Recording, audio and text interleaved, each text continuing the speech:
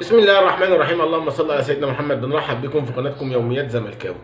الزمالك بعد رحيل جروس وبعد تعيين بيساريو مدير فني لنادي الزمالك، اول اختبار حقيقي لنادي الزمالك هيكون قصاد بتروجيت يوم الاحد الساعه 4 عصرا. مباراه قويه جدا بين نادي الزمالك وبين فريق بتروجيت. هل وجود بيساريو المدرب الجديد هيبقى ليه تأثير على اللعيبة وهيخلي نادي الزمالك يظهر بشكل غير اللي احنا شايفينه مع جروس؟ يعني غريبة ان نادي الزمالك مركزه الثالث وبيحقق نتائج كويسة حد نوعا ما بالنسبة للسكواد بتاعه، وبرضه مشي جروس. حاجة غريبة جدا، زي ما يكون نادي الزمالك بيلاقي الفلوس على الأرض. ولكن المباراة مش سهلة، مباراة صعبة جدا. وشوفنا أداء فريق بتروجيت قصاد الأهلي. برضه فريق بتروجيت من الفرق اللي مقدمه مستوى كويس جدا السنه دي في الدوري، وبرغم انها يعني كانت هبطت وصعدت ولكن عامله اداء عالي جدا.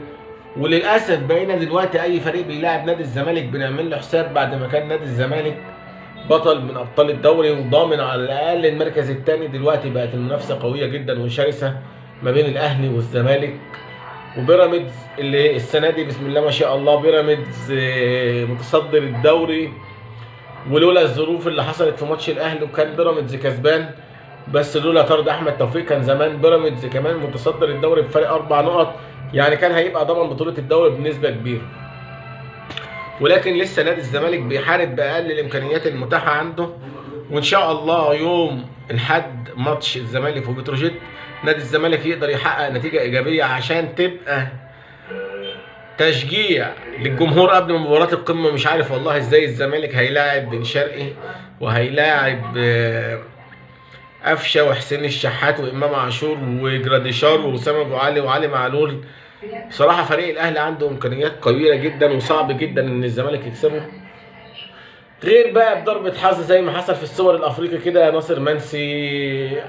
ناصر ماهر طبعا هيغيب عن المباراة، وعبد الله السعيد احتمال كبير يغيب عن المباراة. زيزو هيغيب عن مباراة بتروجيت. في لعيبه كتير جدا من نادي الزمالك غايبه، محمد حمدي للاصابه، الونش للاصابه، المسلوسي اصابه، يعني حوالي 11 او 12 لعيب غايبين عن نادي الزمالك. فده ماتش وجهه نظري صعبه جدا واختبار قوي جدا لبيساريو. كان ممكن مجلس اداره نادي الزمالك يستنى الماتشين دول من وجهه نظري ويشوف جروس هيعمل ايه فيهم، ماتش بتروجيت وماتش الاهلي، ولو خسر ساعتها كان الجمهور هو اللي هيطالب باقاله جروس.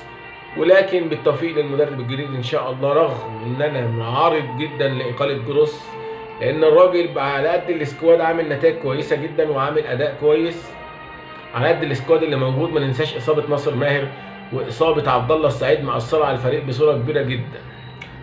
اكتبوا لنا في رايكم في الكومنتات مين ان شاء الله اللي هيكسب المباراه، بتروجيت ولا الزمالك، ولا هيحصل تعادل. ما تنسوش تدعمونا بلايك للفيديو واشتراك في القناه وشيروا فيديوهاتنا عشان توصل لاكبر عدد من المشاهدين.